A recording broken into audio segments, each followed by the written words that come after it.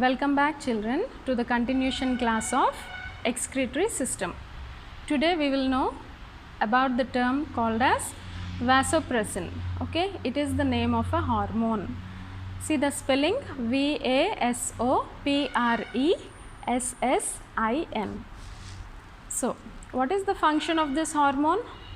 So this hormone, it absorbs excess fluid present in a urine, okay, to maintain fluid balance. Sometimes we drink very less water, okay, less than what is actually required. Then what happens? The body, to maintain its fluid balance, this hormone, it will absorb the water, it will save the water that is present in our body. How? By absorbing the water from the urine. But when we are taking more fluids through fruit juices, water, so more liquids when we are having, then there is no much work for this hormone, okay. This hormone is not needed then. We will pass all the excess water into the urine. But when we are drinking very less water, then this hormone comes into action. It absorbs all the excess water, whatever which is going to come out of the urine, it absorbs and it keeps that water in the body itself, okay, to maintain the fluid balance of our body. So where will this hormone act? In which part of the kidney? In the collecting duct. What is meant by collecting duct? We already saw in the last class, okay. All the urine that is formed gets collected in the collecting duct, okay. Now the urine that is formed, it has to pass through tube called as ureter. They are one pair, means two in number, one from each kidney, okay. So two ureters, they are whitish in color and they are distensible. They can stretch, okay. They have the capacity to stretch. These ureters are also made up of muscle tissue, means muscle movement will always be there in ureters, so that is called as peristalsis, and this movement sends the urine into the bladder, okay. The urine from the kidney, it passes down to the bladder through which movement? Peristalsis, means the muscular movement in the ureters, okay. These ureters are 30 centimeters in length. Now from the ureters, urine gets collected in our urinary bladder, okay. See, it is pear shaped, it is in the shape of a pear, wide at one end and narrow at the other end. And this urinary bladder is a sac like structure which is distensible, it can stretch, okay. So how much of urine can it collect? Its capacity is to hold around 300 to 800 ml urine, okay. Slowly, drop by drop, the urine will be collected. So if it becomes like up to 800 ml, then that is the capacity. More than 800 ml our bladder cannot hold, okay. It cannot hold the urine anymore. So the capacity of urinary bladder is 300 to 800 ml, okay. I will tell you what happens when the bladder gets filled with 300 ml urine and what happens when it gets filled with 800 ml urine in the micturition part, okay. Now let us see about urethra. What is urethra? The bladder opens into urethra and there is a sphincter in between the urinary bladder and the urethra, okay. What is a sphincter? Sphincter is a ring of muscle, okay. It can contract, it can relax, okay. Muscle can move, right. So when it relaxes, it means that the opening, it is open, okay, to pass out the urine. When it is in contracted state, it means it is in closed state, okay. The urine is present within the bladder only, it cannot come out. So this sphincter. Now this urethra is 4 centimeters in length in female body, whereas in male body it is long, it is 20 centimeters in length, and the urethra opens outside, okay, opens outside, and that opening is a separate opening in the female body, whereas in a male body the urethral opening is in common with the reproductive tract also. See, it is called as urinogenital duct. Urine and the reproductive secretions, they come out of one opening. It is a common passage, whereas it is separate in female body. Okay. Now, let us see about micturition. What is micturition? It is a reflex. Okay. When the bladder gets filled, there is a reflex action. Our body tells the brain to void out the urine, to excrete out the urine. So, it is a reflex, body reflex. Okay. So, in the process of micturition, we have to know about two sphincters, S-P-H-I-N-C-T-E-R-S. There is a C. Okay. In front of T there is a C. Okay. What are the two sphincters present in the urinary bladder? Upper sphincter, lower sphincter. Now, when we are talking about micturition, we have to know the importance of these two sphincters. See, the upper sphincter, it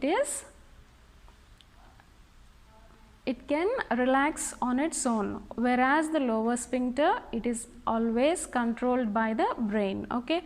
So, when these two sphincters are completely open, urine comes out of our body. Okay. Now, the urine is getting filled. Now, its quantity is 300 ml. Now, what happens when the sac is filled with 300 ml of urine? The urinary bladder, I mean the sac, it stretches. Okay. Because why is it stretching? Because of the pressure created by this 300 ml urine inside the sac. Okay.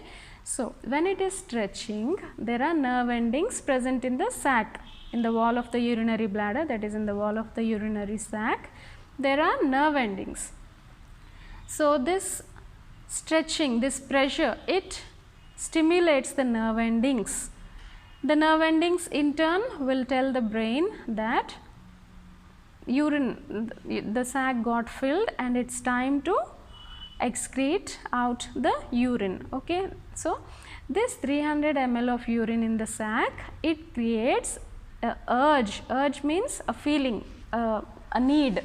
It creates a need to visit the toilet, right?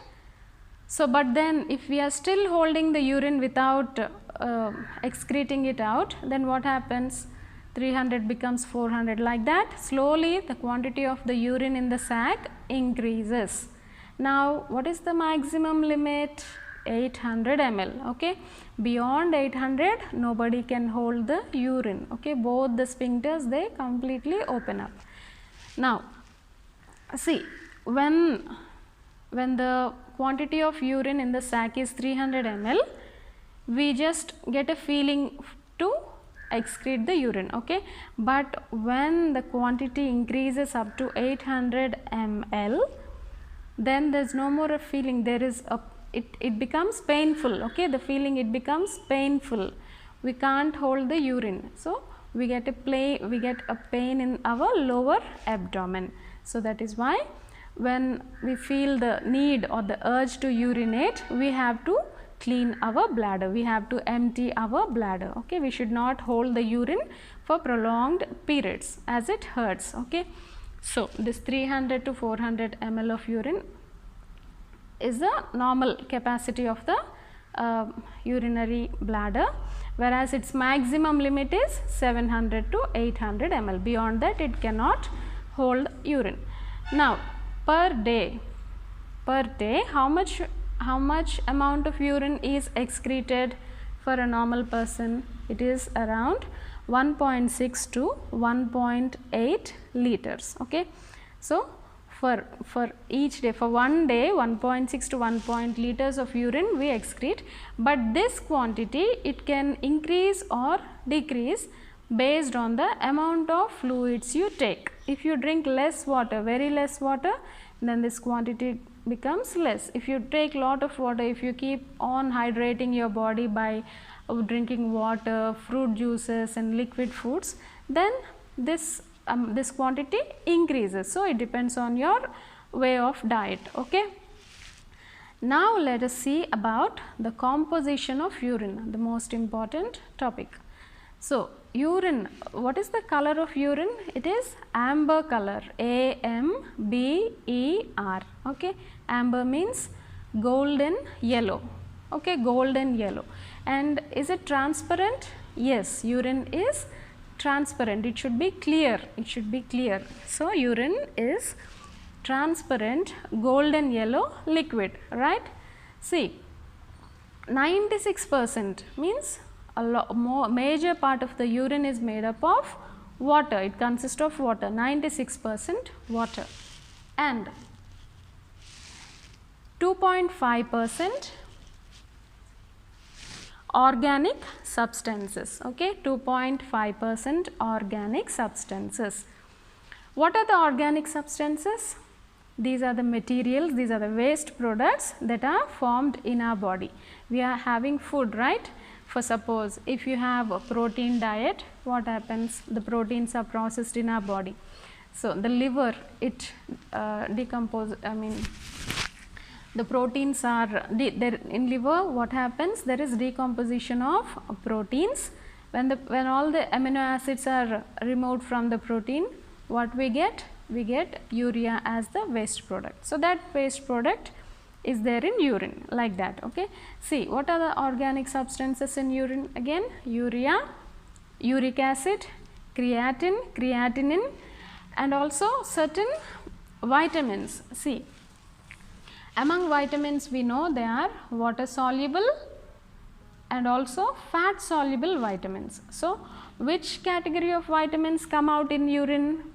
Water soluble vitamins. What are they? Vitamin C and B complex vitamins. If you take A vitamin, D vitamin, E vitamin, K vitamin, they do not come out of urine. Why? Because they are stored in the fat, okay. Now, hormones also come out of urine. Why? Because in the body there is no mechanism to store hormones. Hormones are released for a particular function. If you see this vasopressin with which I have started the class, it is released when there is need to balance the fluid in the body. When there is less intake of water, it gets secreted, it reabsorbs the water from the urine present in the collecting duct, and then when its function is finished, it gets released in the urine. So, like that, okay. So, hormones are also come under organic substances present in the urine, and also oxalates. So, have you heard of kidney stones? Kidney stones are because of these oxalate crystals present in the kidney. They block the passages and they create a very sharp pain, right. Why are kidney stones forming? For whom kidney stones will be formed? Mostly for the people who take very less amount of water. What happens? The waste products are not freely coming out. So, they get accumulated, they get on time, they get hardened like oxalate crystals. So, without coming out, they just stay, they get deposited in the urinary passages, and that is what is meant by kidney stones, okay. So, all these things in a normal person's urine, they have to be passed outside of the body. So, now along with this water and organic substances, inorganic solutes are also excreted in urine. Inorganic solute, okay. 1.5% inorganic solutes are excreted in our body. What are inorganic solutes? These are minerals, okay, minerals in ionic form, sodium, chloride, phosphates, sulfates, magnesium, calcium, okay, iodine, all these minerals are also coming out of the body through urine, okay. Now, our urine is acidic, okay, its pH is less than 7, it is acidic, but on standing, okay, on standing it turns into alkaline. Why? Because the urea present in the urine, it slowly becomes, it gets decomposed into ammonia. Ammonia is a alkaline substance. So, that is why on standing means if the urine is just left like that, slowly it turns into alkaline thing. But generally speaking, urine is acidic in nature. So this is what about the composition of urine. In the next class we will see about dialysis, what happens when there is kidney failure and all such things. Thank you.